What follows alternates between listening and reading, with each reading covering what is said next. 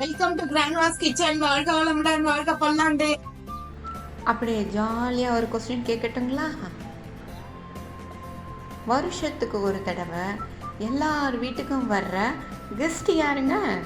இன்னைக்கு நம்ம பார்க்க போகிறது ஒரு கோவக்காய் பொரியலுங்க. அந்த கோவக்காய் பொரியல் சின்ன சின்ன டெக்னிக்ஸ் பண்ணால் எவ்வளோ சீக்கிரமாக வெந்து போகும், எவ்வளோ ரோஸ்ட்டாக வரும் அப்படிங்கிறத நான் உங்களுக்கு சொல்கிறேங்க.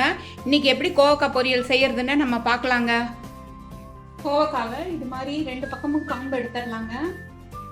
அப்புறம் இதை பாதியாக கட் பண்ணிக்கலாம். கோவக்காவை எடுத்து அதை இது இப்படி ஹாஃபாக கட் பண்ணிக்கலாங்க.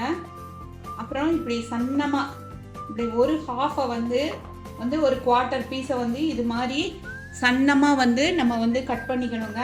அப்போ இது வேகிறதும் சீக்கிரமாக வெந்துடும், நம்மளுக்கு கொஞ்சம் ரோஸ்டாகவும் இருக்குங்க. இது மாதிரி பண்ணிங்கன்னா உங்களுக்கு டேஸ்ட்டும் நல்ல டிஃபராக வருங்க. டேஸ்ட்டு நல்ல டிஃப்ரென்ஸாக இருக்கும். கொஞ்சம் ரோஸ்ட்டாக வர்றதால குழந்தைங்களும் இஷ்டமாக சாப்பிடுவாங்க. இது பாருங்கள், ஒரு கோவக்காவுக்கு எவ்வளோ பீசஸ் வருதுன்னு சொல்லிட்டு பாருங்கள். இது மாதிரி நம்ம கோவக்காவை கட் பண்ணி வச்சுக்கலாங்க. இப்போ அந்த கோவக்காயை ஃபுல்லாக இது மாதிரி கட் பண்ணி வச்சுருக்கோங்க. சன்ன பீசஸாக நீட்டமாக கட் பண்ணி வச்சுருக்கோங்க. இதை இதில் நம்ம கொஞ்சமாக உப்பு, பெருங்காயத்தூள், மஞ்சத்தூள் எல்லாம் போட்டுடலாங்க. போட்டுட்டு இதில் காரத்துக்கு கொஞ்சமாக சாம்பார் பொடி போட்டுக்கலாங்க. நான் ஏன் எல்லாத்துக்கும் சாம்பார் பொடி யூஸ் பண்ணுறேன் அப்படின்னா, சாம்பார் பொடியில் சீரகம், மிளகு, தனியா, அப்புறம் பெருங்காயம், எல்லா வாசனை சாமானுமே இருக்கும். அது நம்ம சமையலுக்கு வாசனையை தூக்கி கொடுக்குங்க. அதனால நான் மோஸ்ட்லி எல்லாத்துக்கும் சாம்பார் பொடி போடுறேங்க. இந்த சாம்பார் பொடி எப்படி ப்ரிப்பேர் பண்ணுறதுன்னு சொல்லிட்டு என்னோட இன்னொரு வீடியோவில் காமிக்கிறேங்க. அதை நீங்கள் பார்த்து உங்களுக்கு பிடிச்சிருந்ததுன்னா அதை ஃபாலோ பண்ணிக்கலாங்க. இப்போ இதை நல்லா கலந்து விட்டுருலுங்க. இப்போ இதை நல்லா இப்படி கலந்து விட்டுட்டு இது 1 மணி நேரம் மேக்னேட் ஆகிறதுக்கு மூடி வச்சிடலாங்க. அடுப்பில் வானலியை வச்சிடலாங்க. அதில் ஒரு 2 ஸ்பூன் அளவுக்கு எண்ணெய் ஊற்றிடலாங்க. சின்ன ஸ்பூனாக இருந்தால் ஒரு 2 ஸ்பூனுங்க, பெரிய ஸ்பூனாக இருந்தால் 1 ஸ்பூன் ஊற்றினா போதுங்க. அதில் கடுகு, உளுத்தம்பருப்பு தாளிச்சிக்கலாங்க. லைட்டாக சீரகமும் போட்டுக்கலாங்க. சீரகம் எல்லாத்துலேயும் சேர்த்துக்கிட்டா அது உடம்புக்கு ரொம்ப ஹெல்த்துங்க. இப்போ கடுகு வெடிக்கட்டும். கடுகு வெடித்த உடனே கருவேப்பிலையை போட்டுடலாங்க. நம்ம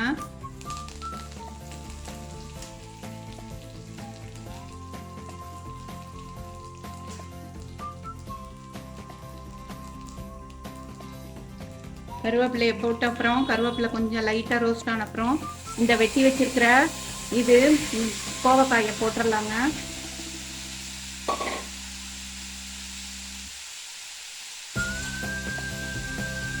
போட்டு அடுப்பை கொஞ்சம் குறைச்சிக்கிட்டு கொஞ்சம் நல்லா வறுக்கலாம்.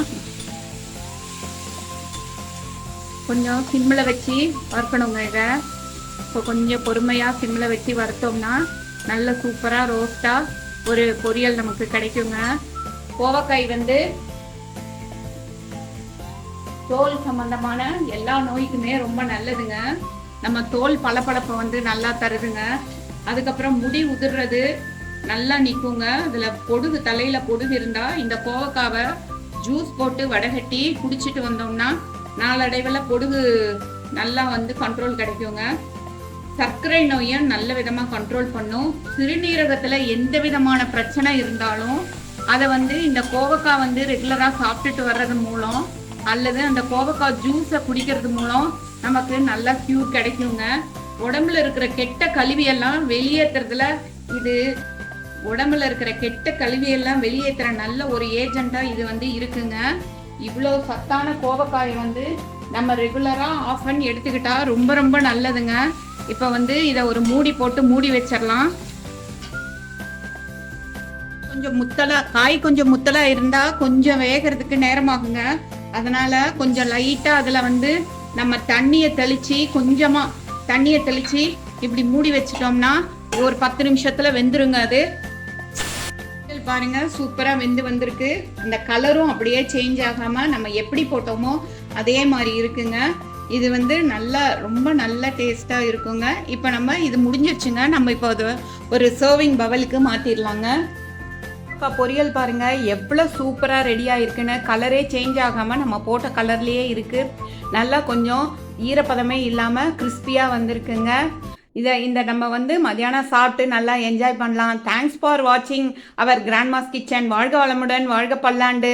பிடிச்சிருக்கிறவங்க சப்ஸ்கிரைப் பண்ணுங்கள். தேங்க்யூ.